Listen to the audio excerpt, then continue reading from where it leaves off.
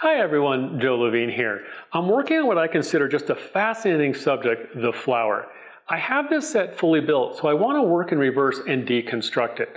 All the lighting is being controlled by two LEDs, one hitting the background, which I'll go ahead and turn down now, and then the second LED off to the side is going into all these different reflectors, and let's see what's happening. Now, the second to last, or almost last thing I worked on was the little glow underneath the flower and the stem. So light from the LED is going into one reflector, then kicking into this one. So I'm just going to subtract that. You'll see that the base has a nice glow and it's also on the set. That's coming from this reflector. And as I move it around, you can see it change, so I'll subtract that. The key light, or the main one on the flower, is this reflector.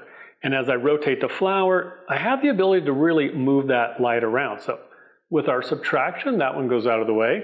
The original reflector I started with was this large white one up here, and what's happening, it's giving me a nice base exposure. And I like that because with the base exposure, as I add in all these other pools of light, what we get is a nice continuous gradation. Nothing is too contrasty. So let's fine tune and we'll see what we have.